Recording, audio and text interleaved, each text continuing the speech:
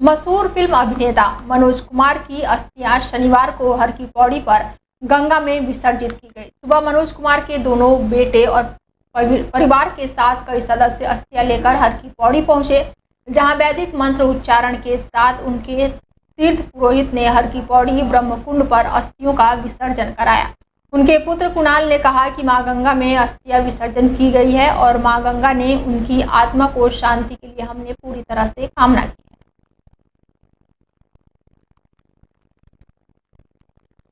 श्रीनगर गढ़वाल ऋषिकेश बद्रीनाथ राष्ट्रीय राजमार्ग पर बाइक और कार की आपसी भिड़ंत हो गई। टक्कर इतनी जोरदार थी कि बाइक सवार युवक गंभीर रूप से घायल हो गया, जिसका अस्पताल में उपचार चल रहा है। प्राथमिक निरीक्षण कोतवाली श्रीनगर जयपाल सिंह नेगी ने बताया कि शुक्रवार को दुर्घटना होने की सूचना हमें मिली हुई थी, जहां पर हाईवे पर दोनों वाहनों की आपस में भिड़ंत हो गई। हादसे में बाइक सवार चोटिला हो गया। युवक का उपचार अस्पताल में चल रहा है, जबकि कार चालक को हिरासत में लिया गया है और मामले को लेकर परिजन द्वारा अभी तक कोई भी तहरीर नहीं दी गई है। पुलिस द्वारा आवश्यक कार्रवाई की जा रही है। एक्सीडेंट हुआ, ये गाड़ी जो हम भी यहाँ से निकल रहे थे तो ये हमारी अपोजिट साइड से निकल रही थी। ये गाड़ी यहाँ से इतनी स्पीड में जा रही थी कि मतलब मोर देन 70 की स्पीड से जा रही थी।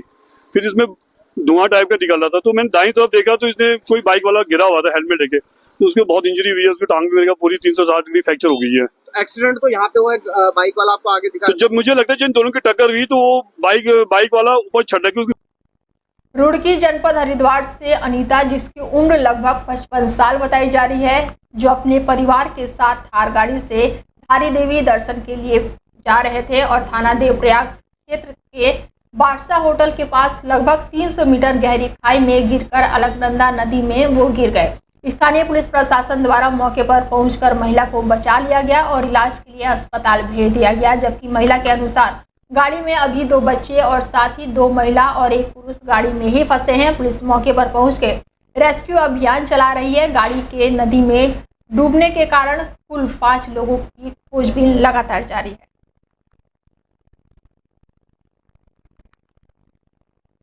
सिद्धार्थगंज क्षेत्र में संचालित विदेशी मदिरा की दुकान के विरोध में चल रहे ग्रामीण देसी मदिरा की दुकान आवंटन की खबर मिलते ही ग्रामीण भड़क गए, जिसके बाद से ग्रामीणों ने एसडीएम रविंद्र से मुलाकात कर शराब की दुकान बंद करने की मांग की और साथ ही शिकायत पत्र भी सौंपा। एसडीएम ने संबंधित उच्च अधिकारियों को इस मामले से अवगत कराया और साथ ही ग्रामीणों ने विदेशी मदिरा की दुकान पर पहुंचकर प्रदर्शन किया और दुकान बंद कराने की मांग की। ग्रामीणों का आरोप है कि गुरुद्वारा साहिब और साथ ही स्कूल 100 मीटर की दूरी पर है। गांव में दुकान खुलने से युवा नशे की गिरफ्त में आ रहे हैं और गांव में चोरी होने का खतरा बना रहा है। ग्रामीणों ने कहा है कि मुख्यमंत्री पुष्कर सिंह धामी प्रदेश को नशा मुक्त बनाना चाहते हैं, लेकिन ये गाँव में शराब बेची जा रही है। ग्रामीणों ने मुख्यमंत्री से ग्रामीण क्षेत्र से शराब की दुकान हटाने की मांग की है। ये विरोध प्रदर्शन पूरे हमारे स्थानीय लोगों का है। यहाँ करीब इस ठेके के अंतर्गत 4-5 गांव आते हैं और बड़े शुद्ध लोग हैं, बिना किसी दारू नशे के पिए लोग हैं। ये बाहर के लोगों ने कोई ठेकेदार है हमारा मझोला के, जिसको हम जानते नहीं हैं। अब मझोला का ठेकेदार हमारे है गांव में, हमारे घरों के अंदर में ठेका खोल रहा है और इसका प्रभाव हमारे ऊपर ये पड़ रहा है कि हमारा बगल में यहाँ से 200 मीटर पे हमारा स्कूल है, 200 मीटर पे हमारा गुरुद्वारा साहब है, 3 प्राइमरी स्कूल, 1 इंटर कॉलेज और 1 जूनियर हाई स्कूल यहाँ पढ़ता है। और बच्चे छोटे बच्चे इस गांव के जो हैं, जो स्टिंग पीने वाले बच्चे थे, वो आज घरों से गेहूं चोरी करके, क्योंकि अवेलेबल है उनके घर के सामने ठेका अवेलेबल है। हाँ जी, इस बात का बहुत प्रभाव पड़ रहा है हमारे गांव पे। पहले यहाँ पे ठेका नहीं था, एक भी नहीं था। अब 2-2 ठेके खोलने के लिए उम्मीदें यहाँ जा रही हैं। एक तो खुल चुका है बहुत टाइम से, यहाँ पे भी बहुत रोका जा रहा है, फायरिंग हो रही है। जैसे भी हो रहा है कि संगत पे प्रभाव पड़ रहा है, सो इसलिए इन्होंने अपना प्रदर्शन कर रहे हैं कि इनको बंद किया जाए। एक और खुल रहा है, ये तो चलो खुला है, एक और खुल रहा है। कितनी गलत बात है कि यहाँ पे जो बंदे शुद्ध जीवन जीते हैं उनको नशे में लाया जा रहा है। सो ये मेहनती है हमारे 100 मीटर की दूरी पे है सिर्फ। आप देख सकते हो यहाँ से निशान साहब भी दिखता है, साहब में पास में ही है। ये ठेका जो खुला पिछले साल से विरोध कर रहे हैं, जबरदस्ती ठेका खोल रखा है इन लोगों ने और बार कहने गुरुद्वारा पास में या स्कूल पास में है तो ठेका नहीं खुलना चाहिए यहाँ पे। इसकी आड़ में एक दूसरा ठेका भी देसी शराब का ठेका खुल लिया है, वो तो खुलने नहीं देंगे, इसको भी बंद करवाना है। नहीं करेंगे तो वैसे उसका विरोध तो है ही, हमारा पूरे गांव का विरोध है इसमें। धर्मनगरी हरिद्वार में हर साल की तरह पाकिस्तान से हिंदू श्रद्धालुओं का जत्था पहुंचा है और साथ ही यहां पर शारदड़ी दरबार आश्रम में पाकिस्तान के सिद्ध प्रसिद्ध से आए 270 हिंदू साधु संतों के प्रवचन सुने और साथ ही कलश यात्रा निकालकर हर की पौड़ी पर गंगा आरती में शामिल हुए। हर साल शारदड़ी दरबार आश्रम के माध्यम से सैकड़ों हिंदू श्रद्धालु भारत में धार्मिक भ्रमण पर आते हैं और यहां तमाम तीर्थों के दर्शन करते हैं। हरिद्वार इनकी यात्रा का अंतिम पड़ाव होता है। पाकिस्तानी हिंदू श्रद्धालु आश्रम में और साथ ही हरिद्वार में गंगा स्नान कर तमाम धार्मिक स्थानों को देखकर काफी खुश नजर आए हैं। उनका कहना है कि उन्होंने हरिद्वार की हर की पौड़ी और भारत के दूसरे बड़े तीर्थों के बारे में सिर्फ सुना था, लेकिन पहली बार भारत आकर उसे देखा है। अपने संस्कारों को जीवित रखने के लिए इस धर्मभूमि भारत के जो भी भारतवंशी दुनिया के किसी भी कोने में हैं वे भारत अवश्य आते हैं। और यह तो तीर्थ नगरी देवभूमि हरिद्वार, यहाँ तो हर सनातनी अवश्य आता है। तो उसके लिए शदानी दरबार सदैव यह सेवा कार्य करता है। शोभा यात्रा निकलेगी यहाँ से। अभी 1008 शिवलिंग का पूजन होगा जो यहाँ संत शदानी गंगा घाट पे प्रभावित किए जाएंगे। फिर हम सब शोभा यात्रा निकाल के हर की पेड़ी जाएंगे। वहाँ मुख्य आरती में हम यजमान हैं। सिंध से हूँ, सिंध मीरपुर माथेली सिटी में रहती हूँ और मैं कराची में जॉब करती हूँ सॉफ्टवेयर इंजीनियरिंग। और हम बहुत गर्व महसूस कर रहे हैं कि यहाँ आके भारत में हम ये मंदिरों के दर्शन करके, जैसे रायपुर दरबार के दर्शन करे, नागपुर गए थे हम और द्वारकाधीश गए थे, अमरावती गए थे। तो बहुत मतलब मज़ा भी आया, हमने धन्य महसूस किया। इंडिया के बारे में हमारे गुरु रहते हैं तो हमें बहुत अच्छे व्यूज़ मिलते थे और मैं वहीं रहकर चाहती थी कि मैं यहाँ आऊँ और यहाँ आके देखूँ कि हरिद्वार हर की पूरी कैसा दिखता है और वहाँ गंगा में स्नान करके हमें कितना मतलब पुण्य मिलता है। बस्ती चलो गांव चलो कार्यक्रम के अंतर्गत मैंगलोर विधानसभा के गांव खेड़ा जट में बीजेपी के कार्यकर्ताओं सहित हरियाणा के पूर्व कैबिनेट मंत्री करतार सिंह मडाना भी शिरकत करेंगे, जिसकी पूरी जोरों शोरों से तैयारियां चल रही है। करतार सिंह के कार्यकर्ता इस कार्यक्रम को सफल बनाने के लिए काफी दिनों से मैंगलोर विधानसभा का भ्रमण कर रहे हैं।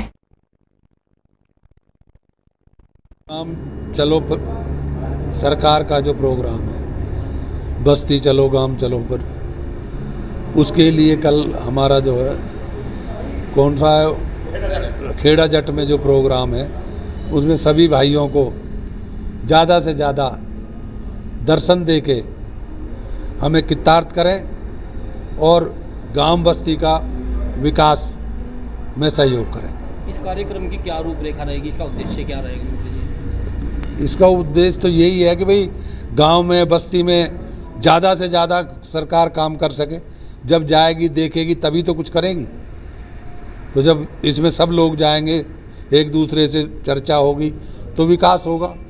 यही इसका ध्येय है। क्षेत्र के लोगों से क्या अपील करेंगे आप? मैं यही अपील करूंगा कि कल उस प्रोग्राम को अच्छी तरीके से करें और अपनी बात भी कहें और जो हमसे हो सकता है वो हमें बताएं।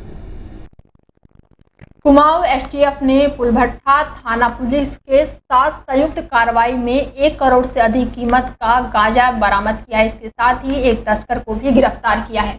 पुलिस ने तस्कर के पास से करीब 435 किलो गांजा बरामद किया। तस्कर के विरुद्ध एनडीपीएस एक्ट के तहत मुकदमा दर्ज किया गया है। बरामद गांजा अब तक की सबसे बड़ी बरामदगी बताई जा रही है। एसएसपी के मुताबिक एसटीएफ कुमाऊं और पुलिस के झारखंड से गांजा की तस्करी की सूचना मिली हुई थी, जिसके बाद से उत्तर प्रदेश की सीमा पर घेराबंदी कर दी गई। एसटीएफ की सूचना पर सीओ पहुंचे और इस दौरान कंटेनर को रोककर एसटीएफ ने उसके चालक को गिरफ्तार कर लिया। पुलिस के मुताबिक पकड़ा गया तस्कर लंबे समय से गांजे की सप्लाई कर रहा था। पुलिस पूछताछ में तस्कर ने बताया कि वो झारखंड से गांजा लेकर बाजपुर जा रहा था। इससे पहले ही पुलिस ने उसे गिरफ्तार कर लिया। ये कल रात एसटीएफ को एक सूचना प्राप्त हुई। उस सूचना के आधार पर पुलभट्टा पुलिस के द्वारा संयुक्त अभियान किया गया, एसटीएफ और पुलभट्टा थाने की पुलिस के द्वारा, जिसमें 435 किलोग्राम गांजा एक कंटेनर से बरामद हुआ। उसमें उस व्यक्ति को राजू सनफ रहमत Ali Gangotri national park Gaumukh track खुलने में 2 दर्जन मजदूर बर्फबारी हटाने के लिए रास्ते की मरम्मत में जुटे हुए हैं। पिछले बरसात में बड़ी मात्रा में गौमुख ट्रैक मार्ग पर जगह जगह हिमस्खलन होने से मार्ग क्षतिग्रस्त हो गया था। कुछ जगहों पर लकड़ी की पुल बने हुए थे और जिसके बाद से कहीं पर रास्तों का मरम्मत भी किया जा रहा है। जिलाधिकारी डॉक्टर ने बताया कि यात्रा के दौरान अधिकतम ट्रैकर्स गौमुख ट्रैक पर जाना चाहते हैं, जिसके लिए ट्रैक की सुरक्षा व्यवस्था के लिए गंगोत्री नेशनल हाईवे के साथ संयुक्त टीम भेजी जाएगी। उसके पश्चात ट्रैक मार्ग खोला जाएगा।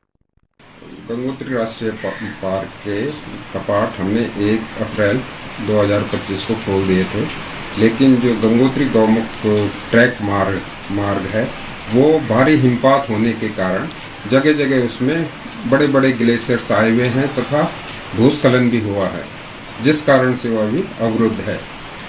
और इस मार्ग पे हमने लगभग 15 मजदूरों को काम पर लगाया है और आशा कर रहे हैं कि जल्द से जल्द इस मार्ग को खोल दिया जाए।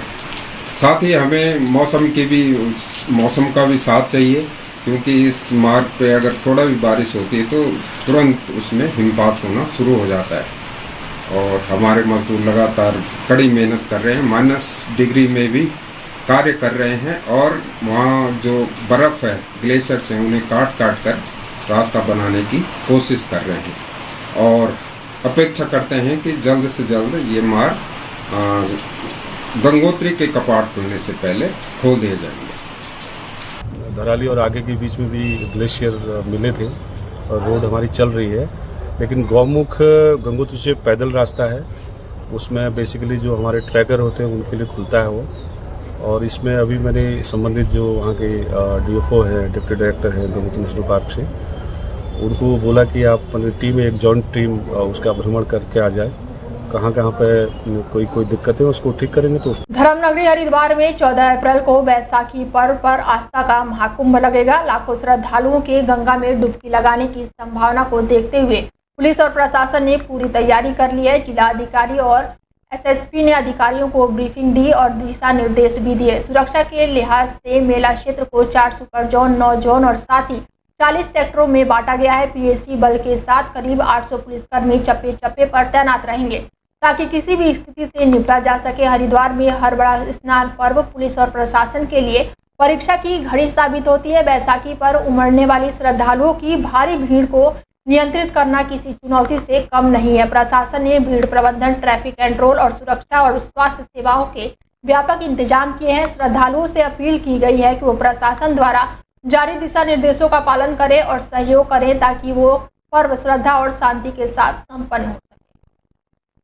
बैसाखी के स्नान को लेके आज पुलिस ब्रीफिंग हम लोगों के द्वारा की जा रही है और हर वर्ष की भांति इस बार भी बैसाखी में काफ़ी श्रद्धालुओं के आने की संभावना है। पिछली बार रिकॉर्ड लोग आए थे उसमें और उसी के अनुरूप हम लोगों ने जो सुरक्षा व्यवस्था है संपूर्ण मेला क्षेत्र को 4 सुपर जोन में हमने डिवाइड किया है और उसमें करीब 9 हमने जोन बनाए हैं और 40 सुपर सेक्टर बनाए हैं और इसके साथ PAC बल के साथ करीब 700 से 800 हमारा जो कर्मचारी है वो इस पूरे मेला ड्यूटी पर लगा है। ये 13 और 14 तारीख को बैसाखी के पर्व पर जो स्नान है इस पे काफ़ी भीड़ भाड़ होती है और काफ़ी श्रद्धालु आते हैं स्नान करने के लिए हरकी पैड़ी पे और गंगा जी में। तो उसी के दृष्टिकोण से पुलिस व्यवस्था लगाई गई है, मजिस्ट्रेट्स लगाए गए हैं। तो पुलिस और मजिस्ट्रेट्स की ब्रीफिंग के लिए आज ये बैठक की जा रही है, जिसमें सभी को ब्रीफ किया जाएगा, उनको उनके दायित्वों से अवगत कराया जाएगा।